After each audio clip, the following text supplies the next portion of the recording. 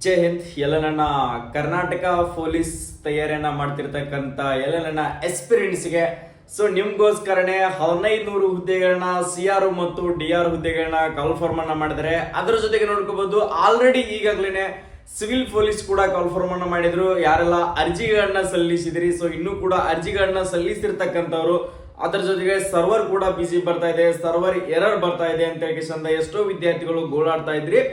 ಇಲ್ಲಿ ಮತ್ತೆ ನಿಮಗೆ ಮತ್ತಷ್ಟು ಹುದ್ದೆಗಳನ್ನ ಕಾಲ್ಫಾರ್ಮ್ ಅನ್ನ ಮಾಡಿದ್ರೆ ಈ ಹುದ್ದೆಗಳಿಗೆ ಕೂಡ ನೀವು ಅರ್ಜಿಗಳನ್ನ ಸಲ್ಲಿಸಬಹುದು.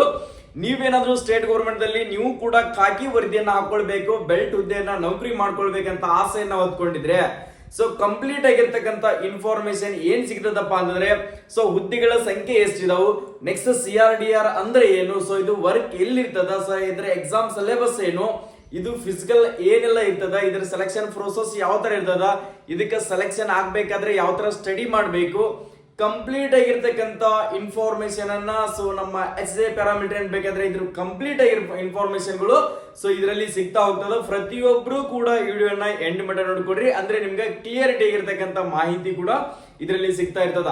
ನೀವೇನಾದ್ರೂ ಫಸ್ಟ್ ಟೈಮ್ ನಮ್ಮ ಯೂಟ್ಯೂಬ್ ಚಾನಲ್ ನೋಡ್ತಾ ಇದ್ರೆ, ಇದೇ ಮೊದಲ ಬಾರಿಗೆ ವಿಸಿಟ್ ಕೊಟ್ಟಿದ್ರಿ ಅಂದ್ರೆ ಕೆಳಗಡೆ ಕಾಣ್ತಿರುವಂತಹ ಸಬ್ಸ್ಕ್ರೈಬ್ ಬಟನ್ ಅನ್ನ ಈಗಲೇ ಸಬ್ಸ್ಕ್ರೈಬ್ ಅನ್ನ ಮಾಡ್ಕೊಳ್ರಿ. ಓಕೆ, ಟೋಟಲಿ ಬಂದ್ಬಿಟ್ಟು ನೋಡ್ಕೊಳ್ರಿ 1500 ವೇಕೆನ್ಸಿಗಳನ್ನ ಕಾಲ್ಫಾರ್ಮ್ ಅನ್ನ ಮಾಡಿದ್ದಾರೆ. ಇದು ಬಂದ್ಬಿಟ್ಟು ನಮ್ಮ ಕರ್ನಾಟಕದವರಿಗೆ ಮಾತ್ರ, ಆಲ್ ಓವರ್ ಇಂಡಿಯಾದಲ್ಲಿ ಇರುವುದಿಲ್ಲ. ಯಾವುದೇ ಒಂದು ಸ್ಟೇಟ್ ಪೊಲೀಸ್ ಅನ್ನ ಕಾಲ್ಫಾರ್ಮ್ ಅನ್ನ ಮಾಡಿದ್ರಪ್ಪ ಅಂದರೆ ಕರ್ನಾಟಕ ವಿದ್ಯಾರ್ಥಿಗಳಿಗೆ ಮಾತ್ರ, ಕರ್ನಾಟಕದಲ್ಲಿರುವಂತಹ ವಿದ್ಯಾರ್ಥಿಗಳಿಗೆ ಮಾತ್ರ ಇದು ಅವಕಾಶ ಇರ್ತದ. ಇದು ಸರ್ CRDR ಅಂತಂದ್ರೆ ಏನು, ಇದ್ರ ಬಗ್ಗೆ ನಿನ್ನೆ ತಾನೇ ನೋಟಿಫಿಕೇಶನ್ ಆಗಿದೆ, ಸಾಕಷ್ಟು ಇನ್ಫಾರ್ಮೇಶನ್ ಗಳನ್ನ ತಿಳ್ಕೊಂಡಿದ್ರಿ. ಆದ್ರೂ ಕೂಡ ನಮಗೆ ಅದ್ರ ಬಗ್ಗೆ ಕ್ಲಿಯರ್ ಆಗ್ತಾ ಇಲ್ಲ ಸರ್, ನೀವೊಂದು ಕಂಪ್ಲೀಟ್ ಆಗಿರ್ತಕ್ಕಂಥ ಇನ್ಫಾರ್ಮೇಶನ್ ಅನ್ನ ಕೊಡಿ ಅಂತ ಹೇಳಿ ಪ್ರತಿಯೊಂದು ವಿದ್ಯಾರ್ಥಿ ಕೂಡ ಕಾಲ್ಗಳ ಮುಖಾಂತರ, ಕಮೆಂಟ್ ಗಳ ಮೂಲಕ, ಮೆಸೇಜ್ ಗಳ ಮೂಲಕ ಕೇಳ್ತಾ ಇದ್ರಿ. ನಿಮ್ಗೋಸ್ಕರನೇ ಲೇಟ್ ಆದ್ರೂ ಪರವಾಗಿಲ್ಲ, ಲೇಟೆಸ್ಟ್ ಆದ್ರೂ ಪರವಾಗಿಲ್ಲ, ನಿಮ್ಗೆ ಕಂಪ್ಲೀಟ್ ಆಗಿರ್ತಕ್ಕಂಥ ಅಪ್ಡೇಟ್ಗಳು ಯಾವುದೇ ಜಾಬ್ ಕಾಲ್ಫಾರ್ಮ್ ಮಾಡಿದ್ರು ಕೂಡ ನಾನು ಅದ್ರ ಬಗ್ಗೆ 100% ನಿಮ್ಗೆ ನೀಡ್ತಾನೆ ಇರ್ತೀನಿ. ಓಕೆ, ಇಲ್ಲಿ ಬಂದ್ಬಿಟ್ಟು ನೋಡ್ಕೊಳ್ರಿ, ಆಲ್ರೆಡಿ ನಿಮ್ಗೆ ಹೇಳ್ತಾ ಇದ್ದೀನಿ ನಾನೀಗ. CRDR ಅಂತಂದ್ರೆ ಏನ, CRDR ನೋಡ್ಕೊಳ್ರಿ. CR ಅಪ್ಪ ಅಂತಂದ್ರೆ ಸಿಟಿ ಆರ್ಮ್ಡ್ ರಿಸರ್ವ್ ಅಂತ ಹೇಳಿ, CR ಅಂತಂದ್ರೆ ಏನು, ಸಿಟಿ ಆರ್ಮ್ಡ್ ರಿಸರ್ವ್ ಅಂತ ಹೇಳಿ. ನೆಕ್ಸ್ಟ್ ಅದ್ರ ಜೊತೆಗೆ DR ಅಂತಂದ್ರೆ ಡಿಸ್ಟ್ರಿಕ್ಟ್ ಆರ್ಮ್ಡ್ ರಿಸರ್ವ್. ಇದು ಸಿಟಿಯಲ್ಲಿ ವರ್ಕ್ ಮಾಡುವಂತದ್ದು ಇರ್ತದೆ, ಇದು ಡಿಸ್ಟ್ರಿಕ್ಟ್ ಅಲ್ಲಿ ವರ್ಕ್ ಮಾಡುವಂತದ್ದು, ಇದು CRDR ಅಂತ ಹೇಳಿ. ಟೋಟಲಿ ಬಂದ್ಬಿಟ್ಟು ನೋಡ್ಕೊಳ್ರಿ, ಇದಕ್ಕೆ ಯಾರೆಲ್ಲ ಅರ್ಜಿಗಳನ್ನ ಸಲ್ಲಿಸಬಹುದು ಸರ್, ಇದಕ್ಕೆ SSLC ಮೇಲೆ ಇರ್ತಕ್ಕಂಥವ್ರು ಕೂಡ ಅಪ್ಲಿಕೇಶನ್ ಗಳನ್ನ ಸಲ್ಲಿಸಬಹುದು ಅಂತ ಕೇಳ್ತಾ ಇದ್ರಿ. ಅದ್ರ ಬಗ್ಗೆ ನಾನು ನಿಮ್ಗೆ ಕೊಡ್ತೀನಿ. ಇದು ವರ್ಕ್ ಏನಿರ್ತದಪ್ಪ ಅಂದ್ರೆ ಜಿಲ್ಲೆಗಳಲ್ಲಿ ಯಾವುದೇ ಒಂದು ಹಬ್ಬ ಆಗಿರ್ಲಿ, ಯಾವುದೇ ಒಂದು ಗಣಪನ ಹಬ್ಬ ಆಗಿರ್ಲಿ, ನೆಕ್ಸ್ಟ್ ಯಾವುದೇ ಒಂದು ಫಂಕ್ಷನ್ ಆಗಿರ್ಲಿ, ಯಾವುದೇ VIP ಆಗಿರ್ಲಿ, ಅಂತಲ್ಲಿ ಏನ ಬಂದಿರ್ತಾರಲ್ಲ ಪೊಲೀಸರು, ಅವ್ರು ಯಾರಪ್ಪ ಅಂದ್ರೆ CR ಮತ್ತು DR ದವರು ಮಾತ್ರ ಅಲ್ಲಿ ವರ್ಕ್ ಮಾಡೋಕೆ ಡ್ಯೂಟಿಗೆ ಬಂದಿರ್ತಾರೆ. ನೆಕ್ಸ್ಟ್ ಬಂದ್ಬಿಟ್ಟು ನೋಡ್ಕೊಳ್ರಿ, ಇಲ್ಲಿ ಬಂದ್ಬಿಟ್ಟು ನಗರಗಳಲ್ಲಿ ಕಮಿಷನರ್ ಆಗಿರ್ಲಿ, ನೆಕ್ಸ್ಟ್ ನಾನ್ HK ದವರಿಗೆ ಮತ್ತು HK ದವರಿಗೆ, ಹೈದರಾಬಾದ್ ಕರ್ನಾಟಕ ಮತ್ತು ನಾನ್ ಹೈದರಾಬಾದ್ ಕರ್ನಾಟಕ ಅಂತ ಹೇಳಿ ಇದರಲ್ಲಿ 1500 ಹುದ್ದೆಗಳನ್ನ ಏನ್ ಕಾಲ್ಫಾರ್ಮ್ ಅನ್ನ ಮಾಡಿದ್ದಾರೆ. 1500 ಹುದ್ದೆಗಳಲ್ಲಿ ಕೂಡ ಬೇರೆ ಬೇರೆಯಾಗಿ ಡಿವೈಡ್ ಅನ್ನ ಮಾಡಿದ್ದಾರೆ.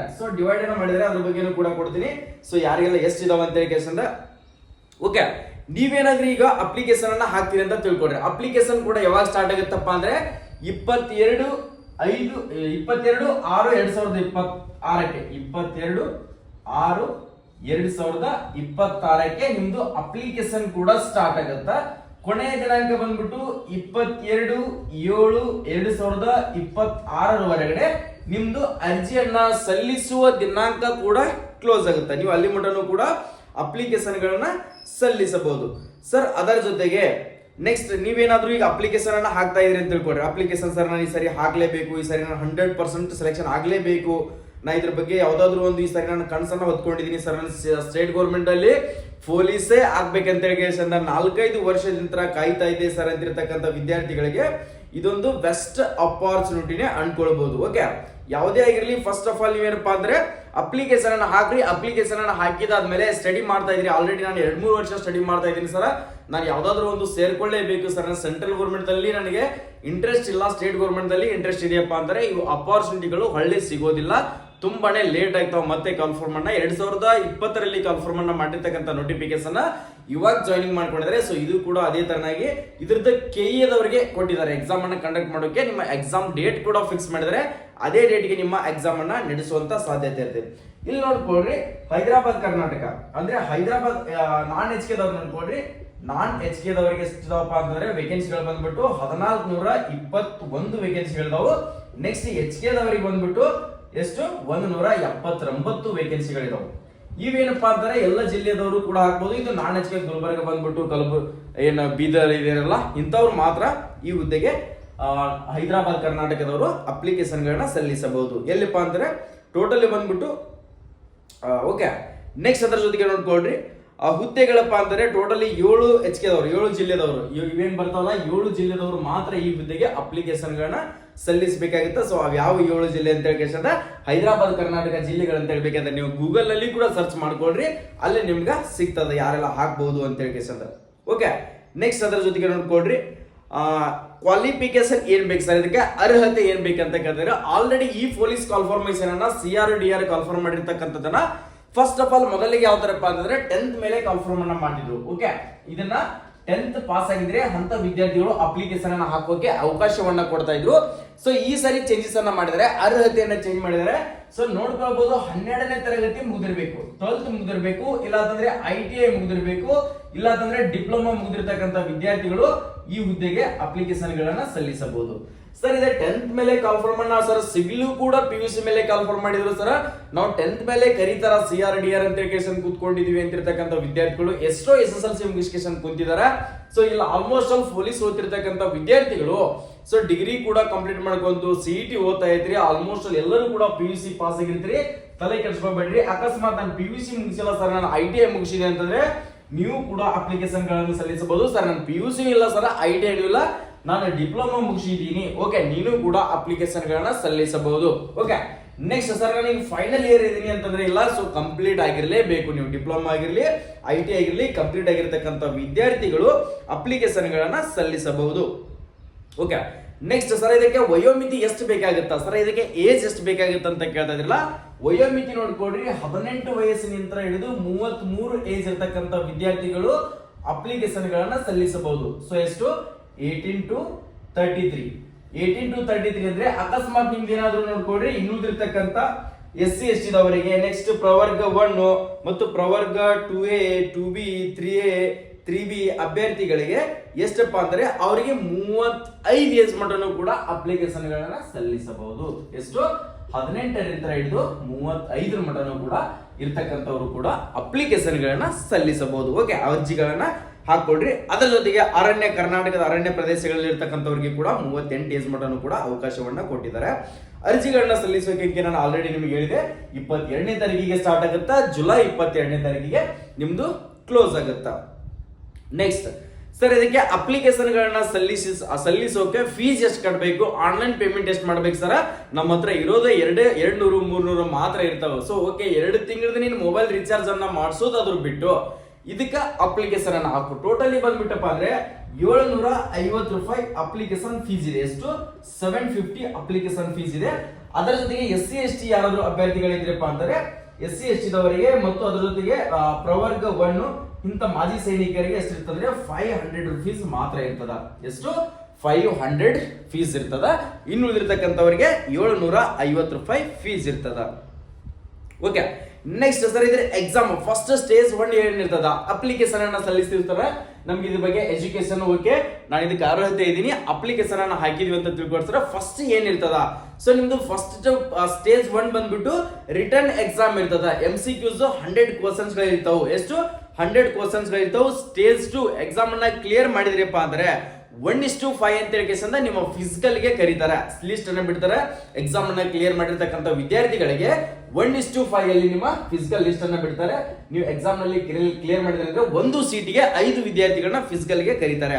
ಸೊ ಅಲ್ಲಿ ಕರೆದ್ಬಿಟ್ಟು ನೋಡ್ಕೊಡ್ರಿ ಸ್ಟೇಜ್ 3 ದಲ್ಲಿ ನೀವೇನಂತಪ್ಪ ಅಂದ್ರೆ ದೈಹಿಕ ಪರೀಕ್ಷೆಯಲ್ಲಿ ನೀವೇನಾದ್ರೂ ಪಾಸ್ ಆಗಿದ್ರಿಪ್ಪ ಅಂದ್ರೆ, ಸೊ ಎಕ್ಸಾಮ್ ಪಾಸ್ ಆದ್ರಿ, ಎಕ್ಸಾಮ್ ಕ್ಲಿಯರ್ ಆಯ್ತು, ನಿಮ್ ಕಟ್ಟಕ್ ಕೂತ್ಕೊಳ್ತೀಪ್ಪ ಅಂದ್ರೆ ಸೊ ಓಕೆ ಫಿಸಿಕಲ್ ಕೂಡ ಪಾಸ್ ಆಗ್ತೀರಿ. ಫಿಸಿಕಲ್ ಕೂಡ ಪಾಸ್ ಆದ ನಂತರ ನೆಕ್ಸ್ಟ್ ನಿಮ್ದು ಫಿಸಿಕಲ್ ಏನಪ್ಪಾ ಅಂದ್ರೆ 1:2 ಶಾರ್ಟ್ ಲಿಸ್ಟ್ ಏನ್ ಮಾಡ್ತಾರೆ ಅಂದ್ರೆ 1:2 ಅನ್ನ ಬಿಡ್ತಾರೆ. 1:2 ಆದ್ಮೇಲೆ ನೆಕ್ಸ್ಟ್ ಮೆಡಿಕಲ್ ಮತ್ತು ಡಾಕ್ಯುಮೆಂಟ್ ವೆರಿಫಿಕೇಶನ್ ಏನೈತಲ್ಲ ಅವಾಗ ನಿಮ್ದು 1:1 ನೀವು ಮೆಡಿಕಲ್ ಹೋದ್ರಪ್ಪ ಅಂದ್ರೆ ಫೈನಲಿ ಸೆಲೆಕ್ಷನ್ ಆದ ಹಾಗೆ, ನಿಮ್ಗೆ ಪೊಲೀಸ್ ಆರ್ಡರ್ ಕಾಪಿ ಸಿಕ್ಕ ಹಾಗೆ. ಓಕೆ, ಇಲ್ಲಿ ಏನಪ್ಪಾ ಅಂದ್ರೆ 1:1 ಆಯ್ಕೆ ಪಟ್ಟೆ ನೀವು ಅಭ್ಯರ್ಥಿಗಳು ಕರ್ತವ್ಯ ವರದಿ ಮಾಡಿಕೊಳ್ಳದಿದ್ದರೆ ಅಥವಾ ಏನಾದ್ರೂ ಅಕಸ್ಮಾತ್ ಎಷ್ಟೋ ವಿದ್ಯಾರ್ಥಿಗಳು ಏನ್ ಮಾಡ್ತಾರಪ್ಪ ಅಂದ್ರೆ ಸರ್ ನಾನು ಪೊಲೀಸ್ ಅಲ್ಲ PSI ಹೋಗ್ತೀನಿ ಅಂತ ಹೇಳಿ ಬಿಟ್ಟವರು ಕೂಡ ಇದ್ರು ಮೊದಲು 2020ರಲ್ಲಿ ಕಾನ್ಫರ್ಮ್ ಅನ್ನ ಮಾಡಿರ್ತಕ್ಕಂಥ ನೋಟಿಫಿಕೇಶನ್ 21-22.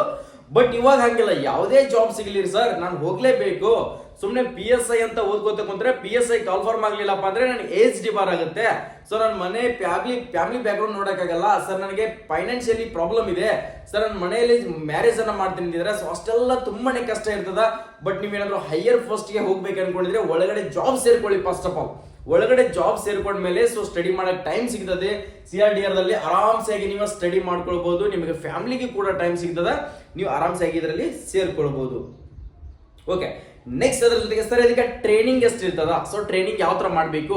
ಸೊ 9 ತಿಂಗಳವರೆಗೆ ನಿಮ್ಗೆ ಟ್ರೈನಿಂಗ್ ಕೊಡ್ತಾರೆ. ಎಷ್ಟು 9, ನೀವೇನು ಪೊಲೀಸಿಗೆ ಟ್ರೈನಿಂಗ್ ಹೋಗ್ತೀರಿ ಅಂತ ತಿಳ್ಕೊಂಡ್ರಿ 9 ತಿಂಗಳವರೆಗೆ ನಿಮ್ಗೆ ಇದಕ್ಕೆ ಟ್ರೈನಿಂಗ್ ಕೂಡ ಇರ್ತದ.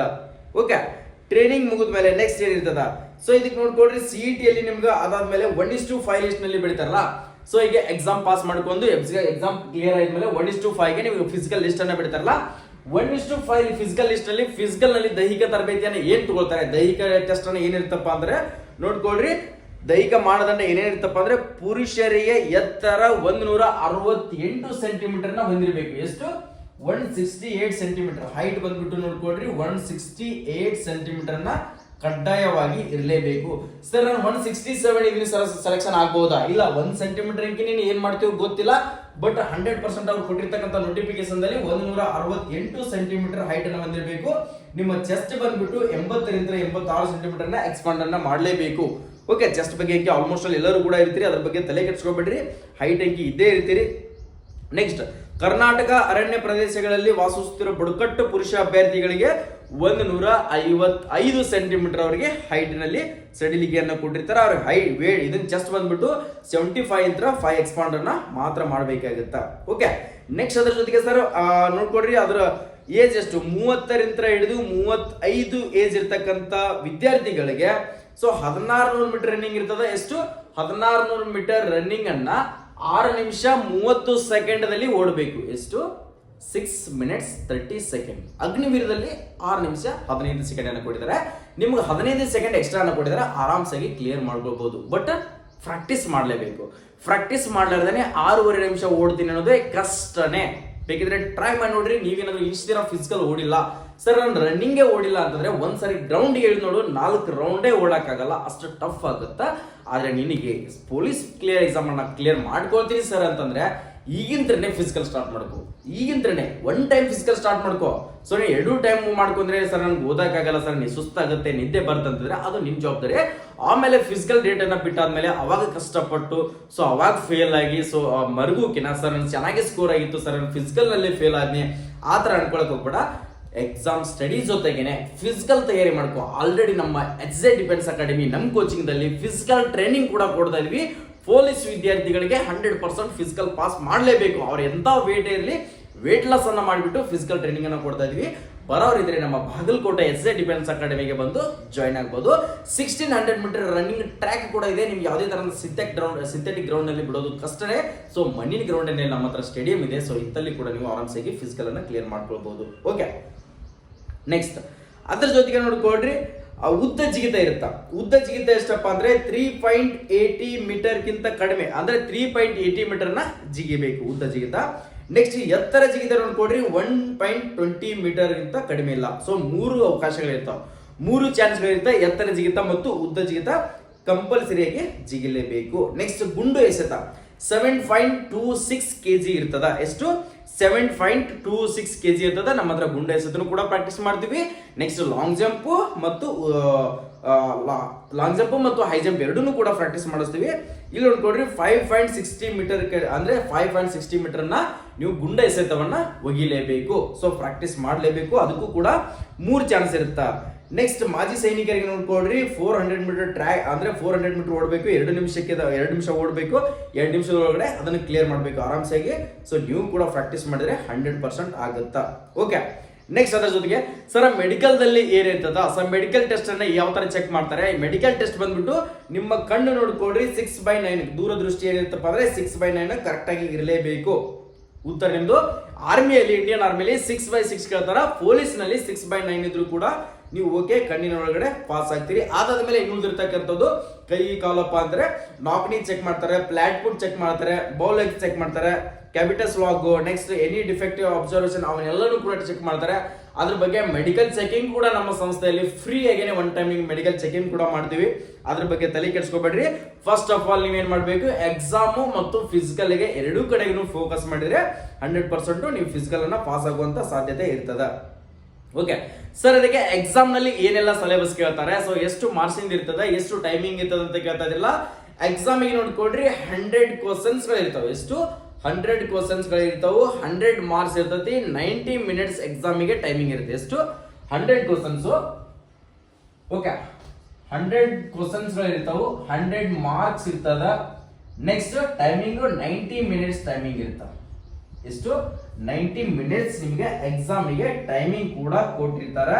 ಸೊ ಸಿಲೆಬಸ್ ಏನ್ ಇರ್ತದಪ್ಪ ಅಂದ್ರೆ ನೋಡ್ಕೊಳ್ರಿ, ಸಾಮಾನ್ಯ ಜ್ಞಾನ, ವಿಜ್ಞಾನ, ಭೂಗೋಳ, ಇತಿಹಾಸ, ಭಾರತದ ಸಂವಿಧಾನ, ರಾಷ್ಟ್ರೀಯ ಸ್ವಾತಂತ್ರ್ಯ ಚಳುವಳಿ, ಮಾನಸಿಕ ಸಾಮರ್ಥ್ಯ ಮತ್ತು ನೈತಿಕ ಶಿಕ್ಷಣ ಒಳಗೊಂಡ ಸಾಮಾನ್ಯ ಅಧ್ಯಯನ ಅಂತ ಹೇಳಿ ಇದರಲ್ಲಿ ಮೆನ್ಷನ್ ಮಾಡಿದರೆ.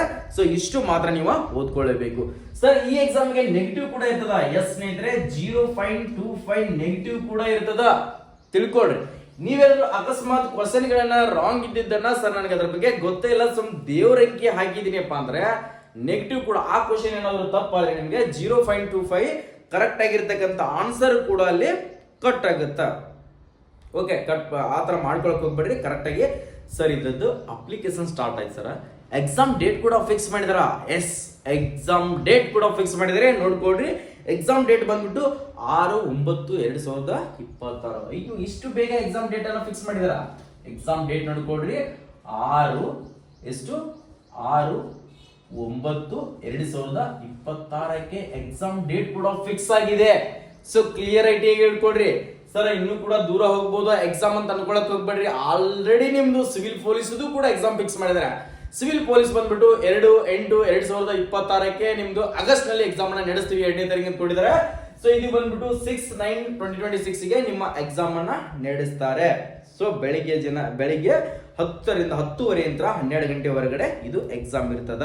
ಓಕೆ, ನೆಕ್ಸ್ಟ್ HK ದವ್ರದ್ದು ಮಧ್ಯಾಹ್ನ 2:30 ಎಕ್ಸಾಮ್ ಅನ್ನ ನಡೆಸುವಂತ ಸಾಧ್ಯತೆ ಇರ್ತದ. ಅದ್ರ ಬಗ್ಗೆ ತಲೆ ಕೆಡಿಸ್ಕೋಬೇಡ್ರಿ. ಬಹಳ ಎಕ್ಸಾಮ್ 5-6 ದಿನ ಹಿಂದೆ ಮುಂದೆ ಹೋಗ್ಬೋದು, ಬಟ್ ಅದಕ್ಕಿಂತ 1 ತಿಂಗಳು 2 ತಿಂಗಳ ಮಟ್ಟ ನಿಮ್ದು ಲಾಂಗ್ ಹೋಗೋದಿಲ್ಲ. ಓಕೆ, ಅದಾದ್ಮೇಲೆ ನೋಡ್ಕೊಡ್ರಿ, ನೆಕ್ಸ್ಟ್ ಪ್ರತಿಯೊಂದು ನಿಮ್ಗೆ ಏನಾದ್ರೂ ಗೊತ್ತಿರಲಿಲ್ಲಪ್ಪ ಅಂದ್ರೆ ಸರ್ ಯಾವ ತರ ಸ್ಟಡಿ ಮಾಡಬೇಕು ನೋಡ್ಕೊಳ್ರಿ. ಪ್ರಶ್ನೆ ಪತ್ರಿಕೆ ಬರುವ ವಿಷಯಗಳು ಏನೇನಪ್ಪಾ ಅಂದ್ರೆ ಭಾರತ ಸಂವಿಧಾನದಲ್ಲಿ ಇಂಡಿಯನ್ ಕಾನ್ಸ್ಟಿಟ್ಯೂಷನ್, ನೆಕ್ಸ್ಟ್ ಭಾರತ ಇತಿಹಾಸ, ಕರ್ನಾಟಕ ಇತಿಹಾಸವನ್ನು ಒಳಗೊಂಡದ್ದು, ನೆಕ್ಸ್ಟ್ ಭೂಗೋಳಶಾಸ್ತ್ರ, ಪ್ರಾಕೃತಿಕ ಭಾರತದ ಮತ್ತು ಕರ್ನಾಟಕ, ನೆಕ್ಸ್ಟ್ ಸಾಮಾನ್ಯ ವಿಜ್ಞಾನ ಮತ್ತು ತಂತ್ರಜ್ಞಾನ ಪರಿಶೀಲನಾ ಅಧ್ಯಯನವನ್ನು ಒಳಗೊಂಡಿದ್ದು.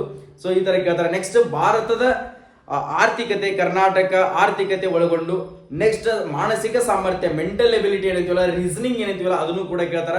ನೆಕ್ಸ್ಟ್ ಪ್ರಚಲಿತ ಘಟನೆಗಳು ಅಂದ್ರೆ ಕರೆಂಟ್ ಅಫೇರ್ಸ್ ಅಂತ ಏನ್ ಹೇಳ್ತೀವಲ್ಲ, ಸೊ ಕರೆಂಟ್ ಅಫೇರ್ಸ್ ಅನ್ನು ಕೂಡ ಇದರಲ್ಲಿ ಕೇಳ್ತಾರೆ. ನೆಕ್ಸ್ಟ್ ಬಂದ್ಬಿಟ್ಟು ಕಂಪ್ಯೂಟರ್ ಜ್ಞಾನ 1-5 ಕ್ವಶನ್ ಗಳನ್ನ ಕಡ್ಡಾಯವಾಗಿ ಕೇಳುವಂತ ಚಾನ್ಸಸ್ ಇರುತ್ತೆ. ಸೊ ಕಂಪ್ಯೂಟರ್ ಬಗ್ಗೆನೂ ಕೂಡ ನಾಲೆಜ್ ಇರಬೇಕಾಗುತ್ತೆ. ನೆಕ್ಸ್ಟ್ ನೈತಿಕ ಶಿಕ್ಷಣ ಅಂತ 1-3 ಕ್ವಶನ್ ಗಳನ್ನ ಕಡ್ಡಾಯವಾಗಿ ಕೇಳ್ತಾರ. ನೆಕ್ಸ್ಟ್ ಪೊಲೀಸ್ ಇಲಾಖೆ ಮಾಹಿತಿ ಬಗ್ಗೆ, ಪೊಲೀಸ್ ಬಗ್ಗೆ ಏನಾದ್ರು ಸೊ ಪೊಲೀಸ್ ಕಾಲ್ಫಾರ್ಮ್ ಮಾಡಿದಾರಂದ್ರೆ ಪೊಲೀಸ್ ಬಗ್ಗೆನೂ ಕೂಡ ಒಂದು 5 ಕ್ವಶನ್ ಮಟನು ಕೂಡ ನಿಮ್ಗೆ ಕೇಳುವಂತ ಚಾನ್ಸಸ್ ಇರ್ತದ. ಓಕೆ, ಇಷ್ಟು ನಿಮಗೆ ಇದ್ರ ಬಗ್ಗೆ ಕ್ಲಿಯರಿಟಿ ಆಗಿರ್ತಕ್ಕಂಥ ಮಾಹಿತಿಯನ್ನು ಕೊಟ್ಟಿದ್ದೀನಿ. ಸೊ ಪ್ರತಿಯೊಬ್ರು ಕೂಡ ಅರ್ಜಿಗಳನ್ನ ಸಲ್ಲಿಸ್ಕೊಡ್ರಿ. ಸೊ ಲೇಟ್ ಆದ್ರೂ ಕೂಡ ಪರವಾಗಿಲ್ಲ ಸರ್, ಇಷ್ಟು ಲೆಂದಿ ಐತಿ ವಿಡಿಯೋ ಅಂದ್ರು ನಿಮ್ಗೆ ಏನು ಕೂಡ ಇದರಲ್ಲಿ ಡೌಟ್ ಇಲ್ಲ, ಕಂಪ್ಲೀಟ್ ಆಗಿ ಇನ್ಫಾರ್ಮೇಶನ್ ಕೊಡ್ತೀನಿ. ಎಕ್ಸಾಮ್ ಲ್ಯಾಂಗ್ವೇಜ್ ಬಂದ್ಬಿಟ್ಟು ಸೊ ಇಂಗ್ಲಿಷ್ ಮತ್ತು ಕನ್ನಡ ಎರಡೂ ಲ್ಯಾಂಗ್ವೇಜ್ ಅಲ್ಲಿ ಕೂಡ ನಿಮ್ಗೆ ಕ್ವಶನ್ ಪೇಪರ್ ಇರ್ತೈತಿ, ಆಫ್ಲೈನ್ ಮುಖಾಂತರ ಇರ್ತೈತಿ. ಸೊ ಕಾಲೇಜ್ಗಳಲ್ಲಿ ಹೋಗಿ ನಿಮ್ಗೆ question paper with OMR sheet ಅನ್ನ ಕೊಟ್ಟಿದ್ದಾರೆ. ಕ್ವಶನ್ ಗಳನ್ನ ಓದೋದು, ಆನ್ಸರ್ OMR ಶೀಟ್ ದಲ್ಲಿ ಟಿಕ್ ಮಾಡೋದಿರುತ್ತೆ. ಯಾವುದೇ ತರಂತ ಕಂಪ್ಯೂಟರ್ ಬೇಸ್ಡ್ ಎಕ್ಸಾಮ್ ಇರೋದಿಲ್ಲ. ಸೊ ಇದು ಆಫ್ಲೈನ್ ಮುಖಾಂತರ ಎಕ್ಸಾಮ್ ಇರ್ತದ. ಸೊ ಪ್ರಿಪರೇಷನ್ ಅನ್ನ ಚೆನ್ನಾಗಿ ಮಾಡ್ಕೊಡ್ರಿ. ಸರ್ ಇದು ಮಹಿಳಾ ಅಭ್ಯರ್ಥಿಗಳಿಗೆ ಏನಾದ್ರು ಅಪ್ಲಿಕೇಶನ್ ಇರುತ್ತೆ ಅಂತ ಕೇಳ್ತಿದ್ರಿ. ಸೊ ಇದು ಮಹಿಳೆಯರಿಗೆ ಅವಕಾಶ ಇರೋದಿಲ್ಲ, CR/DR ಅವಕಾಶ ಇರೋದಿಲ್ಲ. ನಿಮಗೆ ಬಂದ್ಬಿಟ್ಟು ಸಿವಿಲ್ ಪೊಲೀಸ್ ಕಾಲ್ಫಾರ್ಮ್ ಮಾಡಿದಾರಲ್ಲ, ಸೊ ಅದಕ್ಕೆ ಅಪ್ಲಿಕೇಶನ್ ಗಳನ್ನ ಈಗಲೇ ಸಲ್ಲಿಸ್ಕೊಡ್ರಿ. ಮಹಿಳೆಯರಿಗೆ ಮಾತ್ರ ಅವಕಾಶ ಇರುತ್ತೆ.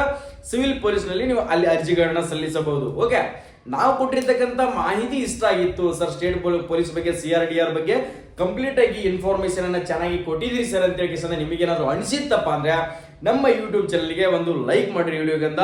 ಸೊ ವಿಡಿಯೋನ ನಿಮ್ಮ ಬ್ರದರ್ ಸಿಸ್ಟರ್ ಯಾರಾದ್ರೂ ನಿಮ್ಮ ಶತ್ರು ಆಗಿರಲಿ, ಸೊ ನಿಮ್ಮದು ಯಾವ್ದಾದ್ರು ಗ್ರೂಪ್ ಆಗಿರಲಿ, ನಿಮ್ಮ ಸ್ಟಡಿ ಟೀಮ್ ಆಗಿರಲಿ, ಸೊ ಅವ್ರಿಗೆ ಕೂಡ ಹೆಲ್ಪ್ ಆಗುತ್ತೆ. ಅದ್ರ ಬಗ್ಗೆ ಕಂಪ್ಲೀಟ್ ಆಗಿರ್ತಕ್ಕಂಥ ಕನ್ನಡದಾಗ ಇನ್ಫಾರ್ಮೇಶನ್ ಸಿಕ್ಕಿರಲಿಲ್ಲಪ್ಪ ಅಂದ್ರೆ ಅವ್ರಿಗೂ ಕೂಡ ಈ ವಿಡಿಯೋನ ತಪ್ಪದೇ ಶೇರ್ ಮಾಡ್ರಿ. ಕೆಳಗಡೆ ಕಾಣ್ತಿರುವಂತ ಸಬ್ಸ್ಕ್ರೈಬ್ ಬಟನ್ ಇದೆಯಲ್ಲ, ಈ ಸಬ್ಸ್ಕ್ರೈಬ್ ಬಟನ್ ಅನ್ನು ಒತ್ಕೊಂಡ್ರೆ ನೀವು ಫೈನಲಿ ಪೊಲೀಸ್ ಜಾಬ್ ಅನ್ನ ತಗೊಂಡು ಟ್ರೈನಿಂಗ್ ಕಂಪ್ಲೀಟ್ ಮಾಡ್ಕೊಂಡು ಬರೋವರೆಗೂ ಕೂಡ ಇದ್ರ ಬಗ್ಗೆ ಇನ್ಫಾರ್ಮೇಶನ್ ಗಳನ್ನ ಕೊಡ್ತಾನೆ ಇರ್ತೀನಿ. ಪ್ರತಿ ಒಂದು ಅಪ್ಡೇಟ್ಗಳು ತಿಳಿಸ್ತಾ ಹೋಗ್ತೀರಿ, ತಲೆ ಕೆಡ್ಸ್ಕೊಳಕ್ ಹೋಗ್ಬೇಡ್ರಿ. ಸೊ ಫಸ್ಟ್ ಆಫ್ ಆಲ್ ಏನಂದ್ರೆ ಸಬ್ಸ್ಕ್ರೈಬ್ ಬಟನ್ ಈಗಲೇ ಸಬ್ಸ್ಕ್ರೈಬ್ ಮಾಡ್ಕೊಡ್ರಿ. ಸರ್ ನಾನು ಎಕ್ಸಾಮ್ ಪ್ರಿಪರೇಷನ್ ಮಾಡ್ಕೊಂಡ್ಮೇಲೆ ಸರ್ ನಿಮ್ಮ ಹತ್ರ ಕೋಚಿಂಗ್ ಬರ್ತೀನಿ ಸರ್ ಫಿಸಿಕಲ್ ಅನ್ನೋರು. ಸೊ ನಮ್ಮ ಹತ್ರ ಎಕ್ಸಾಮ್ ಕೋಚಿಂಗ್ ಇಲ್ಲ, ಸೊ ಫಿಸಿಕಲ್ ಕೋಚಿಂಗ್ ಕೊಡ್ತಾ ಇದೀವಿ. ನೀವೇನಾದ್ರೂ ಬರ್ಬೇಕು ಅನ್ಕೊಂಡಿದ್ರೆ ಸರ್ ನಾನು ಸೆಲ್ಫ್ ಸ್ಟಡಿ ಮಾಡ್ಕೋತೀನಿ ಅನ್ನೋರು ಕೂಡ ಆಲ್ರೆಡಿ ಬಂದಿದ್ದಾರೆ. ಸೊ ಬರ್ಬೇಕನ್ನೋರು ಆದಷ್ಟು ಬೇಗ ನಮ್ಮ HJ ಡಿಫೆನ್ಸ್ ಅಕಾಡೆಮಿ ಬಾಗಲಕೋಟೆ ಬೇಕಾದ್ರೆ ಇನ್ಸ್ಟಾಗ್ರಾಮ್ ದಲ್ಲಿ ಕೂಡ ಸರ್ಚ್ ಮಾಡ್ಕೊಡ್ರಿ. ಯಾವ ತರ ಫಿಸಿಕಲ್ ಟ್ರೈನಿಂಗ್ ಕೊಡ್ತಾ ಇದೀವಿ, ಸೊ ನಮ್ಮ ಹಾಸ್ಟೆಲ್ ವ್ಯವಸ್ಥೆ ಯಾವ ತರ ಇದೆ, ಫುಡ್ ವ್ಯವಸ್ಥೆ ಯಾವ ತರ ಇದೆ, ಪ್ರತಿಯೊಂದನ್ನು ಕೂಡ ಚೆಕ್ ಮಾಡ್ಕೊಡ್ರಿ. ಚೆಕ್ ಮಾಡ್ಕೊಂಡ್ಬಿಟ್ಟು ಒಂದಿನ ವೆರಿಫಿಕೇಶನ್ ಮಾಡ್ಕೊಂಡ್ಬಿಟ್ಟು ಅಡ್ಮಿಷನ್ ಗಳನ್ನ ಕನ್ಫರ್ಮೇಶನ್ ಮಾಡ್ಕೊಂಡು ಫಿಸಿಕಲ್ ಗೆ ತಯಾರಿಗಳನ್ನ ಮಾಡಿಕೊಳ್ಳಿ. ಸೊ ಎಲ್ಲರಿಗೂ ಕೂಡ ಆಲ್ ದಿ ಬೆಸ್ಟ್, ಒಳ್ಳೇದಾಗ್ಲಿ. ಈ ಸಾರಿ ನಿಮ್ಮ ಮೈ ಮೇಲೆ ಕಾಕಿ ಬಟ್ಟೆಯನ್ನ ಹಾಕೊಳ್ಳುವಂತ ಕನಸು ಕಟ್ಟುವಂತ ದಿನ ಬಂದಿದೆ, ಮಿಸ್ ಮಾಡ್ಕೊಳಕ್ ಹೋಗ್ಬೇಡ್ರಿ. 100% ನೀವು ಕೂಡ ಪಾಸಿಂಗ್ ಔಟ್ ಪೀರಿಯಡ್ ಅಲ್ಲಿ, ಸೊ ನಿಮ್ಮ ಟ್ರೈನಿಂಗ್ ಕಂಪ್ಲೀಟ್ ಆದ್ಮೇಲೆ ನಿಮ್ಮ ಅಪ್ಪ ಅಮ್ಮಗ ಹೋಗಿ ಚಂದ ಸೆಲ್ಯೂಟ್ ಹೊಡೋದು, ಕ್ಯಾಪ್ ಹಾಕಿ ಸೊ ಅದೊಂದು ವಿಡಿಯೋ ಶೂಟ್ ಮಾಡೋದೇ ಮಜಾನೇ ಬೇರೆ ಇರ್ತದ. ಸೊ ಈ ಸಾರಿ ಕನಸೇನು ಓದ್ಕೊಂಡಿಲ್ಲ, ಎದ್ರು ಅದೇ ಕನಸನೇ ಬರಬೇಕು, ಬಿದ್ರು ಅದೇ ಕನಸನೇ ಬರಬೇಕು. ಅಷ್ಟು ಹಾರ್ಡ್ ವರ್ಕ್ ಅನ್ನ ಮಾಡಿದ್ರೆ 100% ಸೆಲೆಕ್ಷನ್ ಆಗೇ ಆಗ್ತೀರಿ. ಸೊ ಎಲ್ಲರಿಗೂ ಕೂಡ ಒಳ್ಳೇದಾಗ್ಲಿ. ಜೈ ಹಿಂದ್, ಜೈ ಕರ್ನಾಟಕ.